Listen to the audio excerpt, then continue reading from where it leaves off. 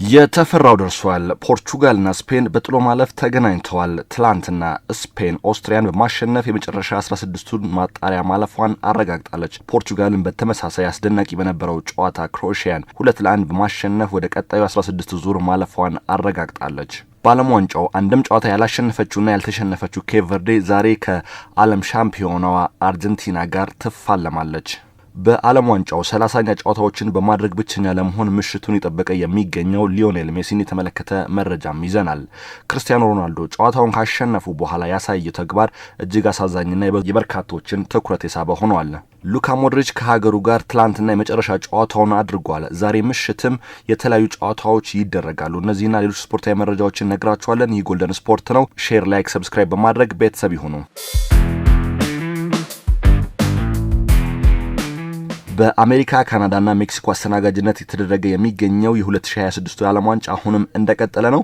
ትላንትና ምሽት እንግዲህ በራውንድ ኦፍ 32 ጨዋታዎች ተደርገዋል። ስፔን ኦስትሪያን በማሸነፍ የመጨረሻ 16ቱ ማጣሪያ ማለፏን አረጋግጣለች። በሎስ አንጀለስ ስቴዲየም በተደረገው ጨዋታ ስፔን ሙሉ ብልጫ ወስዳ 3-0 አሸንፋለች።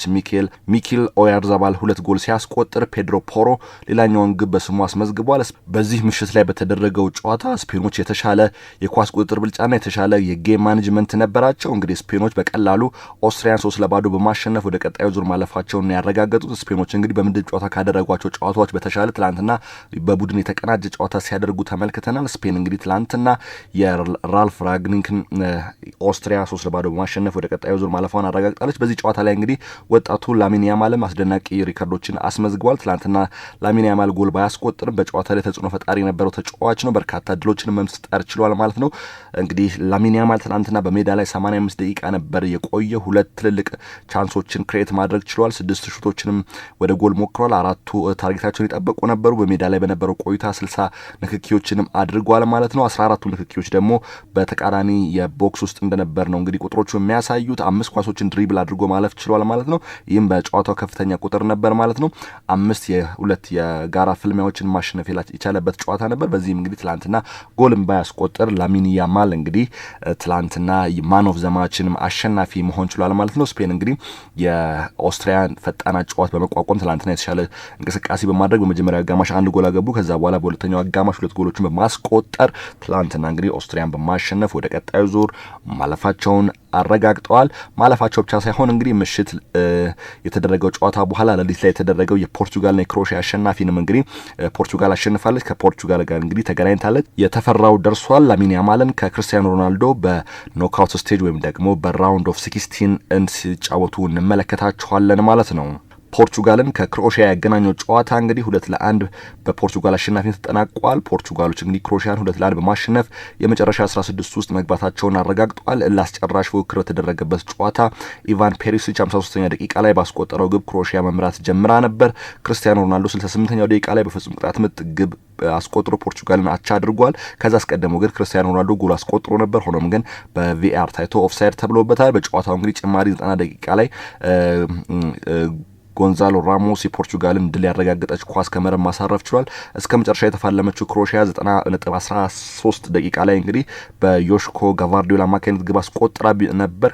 ነገር ግን በቫር ይህ ጎል ከጨዋታ ውጭ ተብሎ ተሽሯል። እንግዲህ ፖርቹጋሎች ይህንን ጨዋታ በማሸነፍ ወደ ቀጣዩ ዙር በማለፋቸው ደስታቸውን ገልጸዋል። ከዛ ባሻገርም እንግዲህ ዲዮጎ ጆታን ያጡበትን 1ኛ ዓመት እያሰቡ የተጫወቱት የፖርቹጋል ተጫዋቾች ከድሉ በኋላ እንግዲህ ደስታቸውን በተለየ ስሜት ገልጸዋል። ፖርቹጋል እንግዲህ በቀጣዩ ዙር የተፈራው ደርሷል። ፖርቹጋል እንግዲህ ቀጣዩ ዙር ለማየት የሚያጓጓ ጨዋታ ከስፔን ጋር ታደርጋለች ተብሎ ነው የሚጠበቀው። እንግዲህ የሚያጓጓ ጨዋታ ነው። ከወዲሁ የዓለም ዋንጫ ፉክክር እጅግ እየደመቀ ስለመሆኑ ማሳያ ነው ተብሏል። ለዲዮጎ ጆታ የነበረው የሀዘን አገላለጽ እንግዲህ እጅግ አሳዛኝ ነበር ማለት ነው። ከድሉ ጀርባ ያለው ልብ የሚነካ ስሜትም ሆኖ ተመዝግቧል።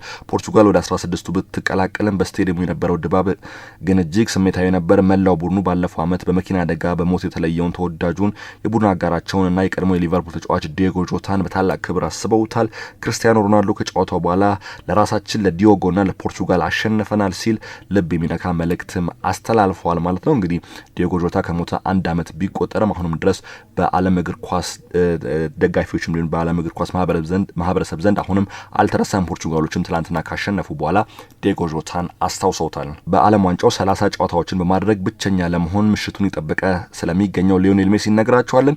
የ8 ጊዜ የባላንዶር አሸናፊው ሊዮኔል ሜሲ ዛሬ አርጀንቲና ከኬፕ ቨርዴ በምታደርገው የዓለም ዋንጫ ጥሎ ማለፍ ጨዋታ አዲስ ታሪክ ያስመዘግባል ተብሎ ይጠበቃል። በትልቁ መድረክ 29 ጨዋታዎችን ያደረገው ሜሲ ዛሬ 30ኛ ጨዋታዎችን እንደሚያደርግ የሚጠበቅ ሲሆን ይህም በዓለም ዋንጫ እዚህ ቁጥር ላይ የደረሰ የመጀመሪያ ኮከብ ያደርገዋል። ክብረ ወሰኖች ሁሉ የሚከተሉት የዓለም ሻምፒዮኑ ሊዮኔል ሜሲ በዛሬው ጨዋታ ግብ ካስቆጠረ ደግሞ በዓለም ዋንጫ 20 ግቦች ላይ በመድረስ የመጀመሪያው ይሆናል። በዚህ የዓለም ዋንጫ ብቻ 6 ግቦችን ያስቆጠረው ኮከብ ከኬሊያን ኤምባፔ ጋር ከፍተኛ ግብ አስቆጣሪነቱን በእኩልነት እየመራ እንደሚገኝም ይታወቃል። በዓለም ዋንጫው አንድም ጨዋታ ያላሸነፈችውና ያልተሸነፈችው ኬፕ ቨርዴ ዛሬ ከአርጀንቲና ጋር ትጫወታለች። በአሜሪካ ካናዳና ሜክሲኮ የተካሄደ በሚገኘው በ2026 የዓለም ዋንጫ አፍሪካዊቷ ሀገር ኬፕ ቨርዴ ዓለምን እያስደመመች ትገኛለች። የአፍሪካ ተወካይ የሆነችው ኬፕ ቨርዴ በታሪኳ ለመጀመሪያ ጊዜ ነው የዓለም ዋንጫ ተሳትፏን እያደረገች የምትገኘው። ኬፕ ቨርዴ የመጀመሪያ የምድብ ጨዋታዋን ከ2010 የመድረኩ ሻምፒዮን ስፔን ጋር አድርጋ ያለምንም ግብ ማጠናቀቋ ይታወሳል።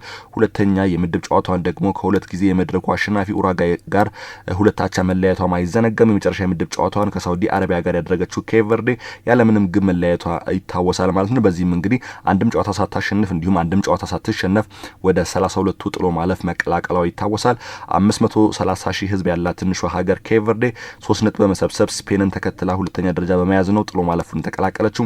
አሜሪካ፣ ሜክሲኮና ካናዳ ባዘጋጁት በ23ኛው የዓለም ዋንጫ ውድድር ላይ ለመካፈል ባደረገችው ጉዞ በማጣሪያው ካሜሩንን ጥላ ለዚህ መድረክ መብቃቷ ይታወቃል። የዓለም ዋንጫ የምድብ ድልድል ይፋ ሲደረግ ለመጀመሪያ ጊዜ የምትሳተፈው ኬፕ ቨርዴ ከኡራጓይ፣ ስፔን እና ሳውዲ አረቢያ ጋር ስትደለደል ከምድብ ትሻገራለች ብሎ የጠበቀ አልነበረም። ነገር ግን የ56 ዓመቱ አሰልጣኝ ፔድሮ ሊታኦ ብሮቶ ኬፕ ቨርዴን በታሪኳ ለመጀመሪያ ጊዜ በዓለም ዋንጫ እንድትሳተፍ በማድረግ ትልቅ አስተዋጽኦ አበርክተዋል። አሰልጣኙ ወደ ውድድሩ ከመጡ በኋላ ኬፕ ቨርዴ በመጀመሪያ የዓለም ዋንጫ ተሳትፏ ጥሎ ማለፉን እንድትቀላቀል ማድረግ ችለዋል። ለኬፕ ቨርዴ የዓለም ዋንጫ ውድድር ስኬታማ ጉዞ አሰልጣኝ ፔድሮ ሊታኦ ብሮቶ ቀዳሚው ተጠቃሽ ሰው ናቸው። የወቅቱ የኬፕ ቨርዴ ብሔራዊ ቡድን አሰልጣኝ ኬፕ ቨርዴን በተጫዋችነት ያገለገሉ ሲሆን ለሀገራቸው 21 ጨዋታዎችን አድርገዋል። በፈረንጆቹ 2020 ዋና አሰልጣኝ ሆኖ ከተሾሙ በኋላ ኬፕ ቨርዴ በትልቁ የሀገራት ውድድር ላይ እንድትገኝ ማድረግ ችለዋል። የብሔራዊ ቡድኑ ተጫዋች አስደናቂ እንቅስቃሴ ያደረጉ ይገኛሉ። የ40 ዓመቱ ግብ ጠባቂ ቮዚኒሃ በልዩነት የሚነሳ የቡድኑ ቁልፍ ተጫዋች ነው። ቮዚኒሃ በዓለም ዋንጫ ምርጥ ጊዜን ያሳለፈ ከሚገኙ ግብ ጠባቂዎች መካከል አንዱ ሲሆን ከስፔን ጋር በተደረገው የመጀመሪያው የምድብ ጨዋታ ልዩነት ፈጣሪ እንደነበር ይታወሳል። ኬፕ ቨርዴ ዛሬ ሌሊት 7 ሰዓት ላይ በ32ቱ ጥሎ የማለፍ ጨዋታ ከ3 ጊዜ የመድረኩ ሻምፒዮን አርጀንቲና ጋር ትጫወታለች።